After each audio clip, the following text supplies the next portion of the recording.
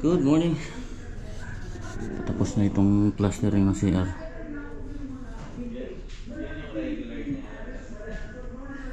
Kunti na lang. Pagtapos nito ay sabay ko na yung mga kantuhan ng mga bintana.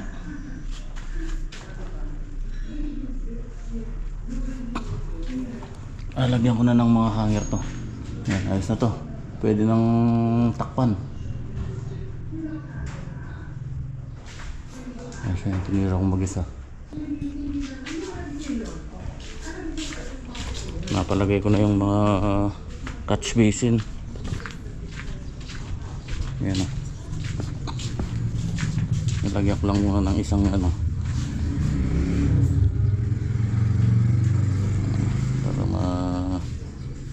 mapahukay na to.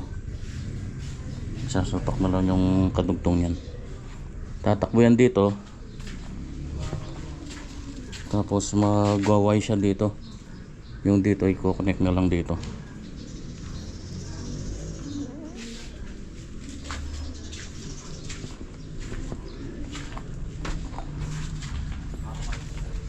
Merienda Schumann. Okay, ito na. Nakalagay na ng dalawang pinahukay ko muna ito kanina. Puro bato, grabe. Yan o. Yan na naman isang katutak na bato. Yan, okay na to, solve na to. Babali. Yan, ito. May catch basin tayo dyan. Tapos yan yung tres lang din yung unang latag ko dito. Tapos nag-reduce ako dito 4 na. Pagkatapos ng isang buong tres, nag-reducer ako dito 4 na. Tapos yung dito tres lang din yun. Tapos yung lumabas doon 4. Tapos yan nagway siya dito. Ayan. Yun yung pumunta doon, sumusunod. Ito yung galing sa yung dos na to, yung galing sa lababo yan, sa kitchen. Nalalagyan pa namin ng mga takip. Yan, pagka gagawa ng touch basin, dapat malalim yung yung naka floor nya. Hindi siya nakapantay doon sa mga tubo. Para yan yung nagiging filter. Kaso dapat regular na nililinis yan. Pagka kasi pantay yan doon sa tubo, doon sa lumalabas, kasama yung solid, yung magkukos ng plug, yung magbabara. Lalo na dito minsan natatanga yung dyan, yung lupa yan, mababa lang din ng konti yan, siguro mga nasa 2 cm.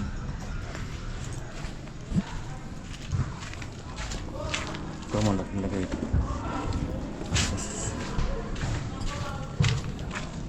Ito yung isa. Pipigis pang buka. Tapos ito, ayan. Ito may existing dito, galing dun sa drain ng CR. Hindi na namin tatanggalin yan. So magkakaroon na lang ng ito, catch basin. Itong orange na to, puputulin pa yan. Tapos papalagyan ko ng D4 yan, papalabas dun.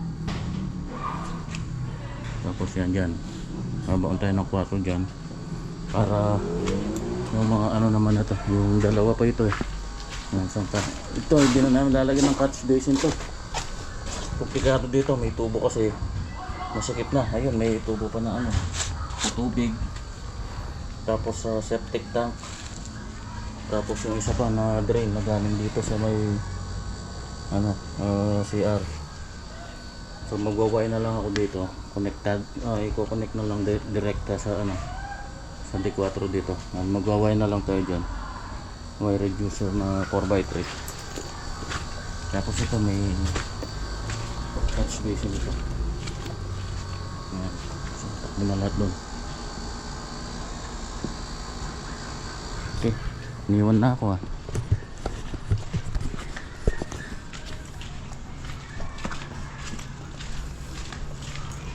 Saan ko na yan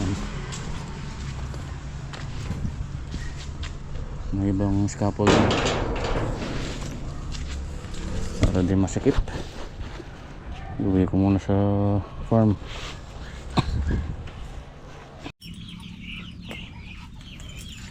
Dito tayo sa kubo. Kaya nga pala yung binili kong ano, mais. Hindi na namin pinasok. Dito na lang para bibilad pa kasi to eh. Nakabutas na nila oh. Nanawa yata.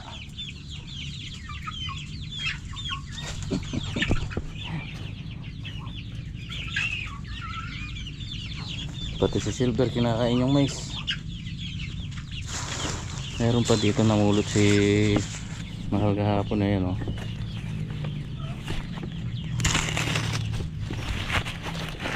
Napulot din siya yun. Pusit ka?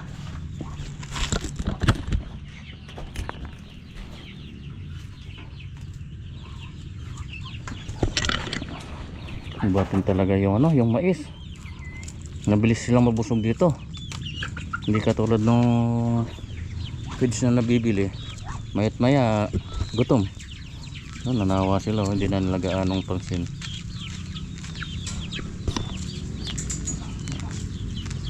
Tinawa kayo na. Lalaki ng mga butsi nyo eh. Pinakain na ni Mahal kanina bago siya umalis eh.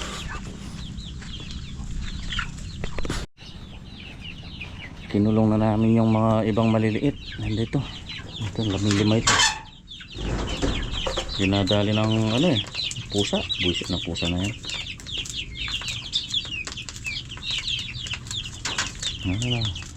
Nanawa sila, busog sila.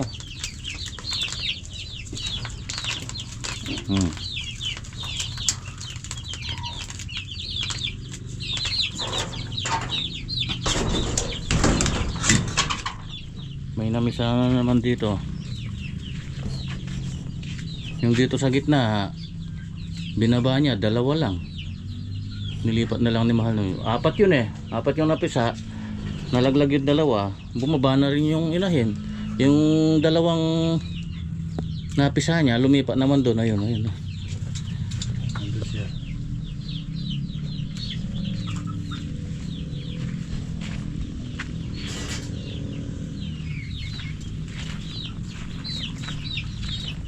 Dito may nangingitlog na naman dito eh.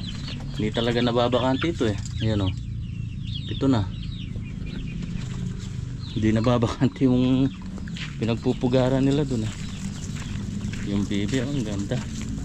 Bilis lumaki. Yung ano pala, walang natira. Yung 17. Ubus lahat, namatay lahat. Na ano, napiste. Buti hindi nahawa ito eh. Wala, hindi man umabot ng 2 linggo, ubus lahat. Isang linggo lang. Ay.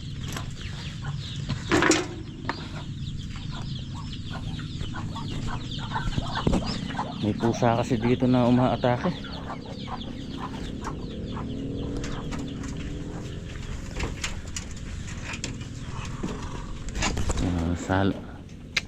Salo-salo na naman sila sa isang pugad.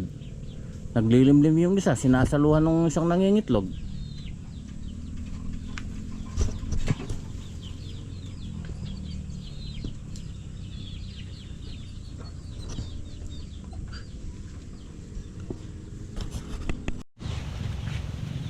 Dalawang hapon na umuulan yan.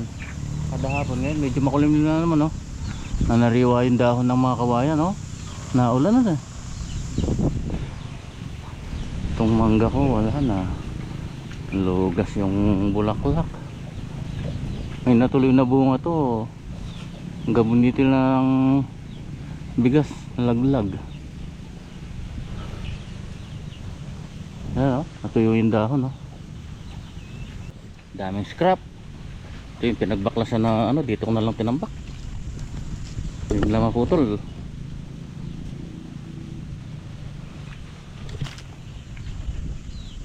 So, pwede pa yan.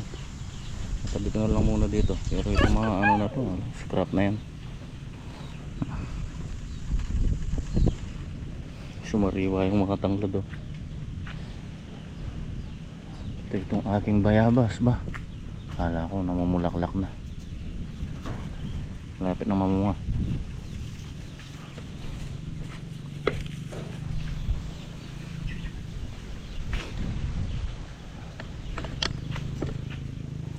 Okay, let's go. Uwi na. Nahilog yung papaya oh. Pinapakain na lang namin sa bibi. Yun, namatay na yun yung isa. Ewan ko ito kung nakakabawi pa ito pagka nagtagulan. Yung saging, tingnan nyo, namunga, nalantalang din eh. Ayun oh. Ano kaya sakit nito?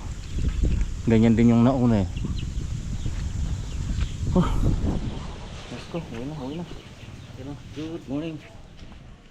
Ito pa rin yung priority natin ngayon, mga piping. Yan, sa storm drain. Yan, pinapahukay ko na yung pinakamin natin dito na D4. Wala mailatag yan hanggang mamaya. Kasi baka umulan, mapupuno ng tubig to. Ito ginagawa na ni Randy yung pinaka touch basin dito. Yan, ito na yung mga natapos.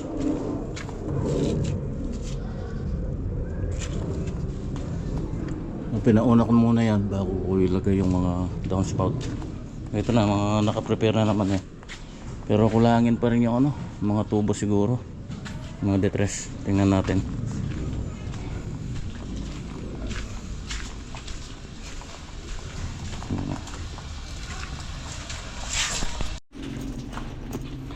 Yan, medyo nakaluwag-luwag na.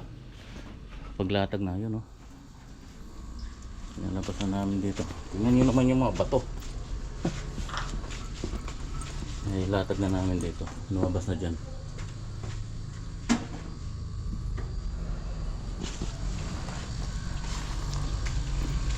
Tapos yan, ito nagway na lang to.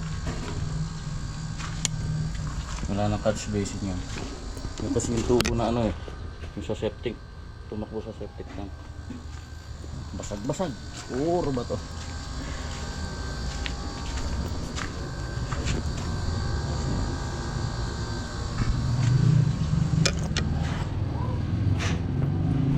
Lunch break muna.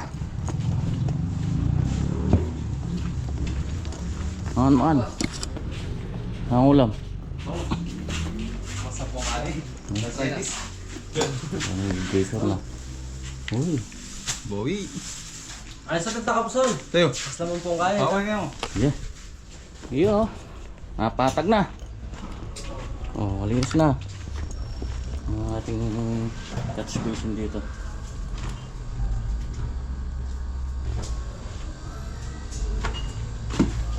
Yan. Kompleto na lahat yung downspout natin. Ang ganda. Pinturahan na lang. Ay, sobrang konti. Pwede ko na dun sa farm para walang kalat-kalat. Okay. Nakaisang guhit na naman. Tapos na naman yung medyo pahirap.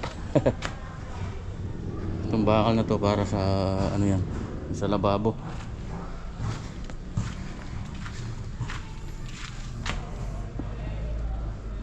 Bukas matatapos na siguro makanton yung bintana.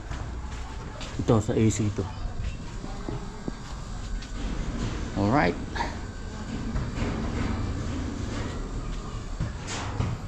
Uwi na. Tara, sa kubo.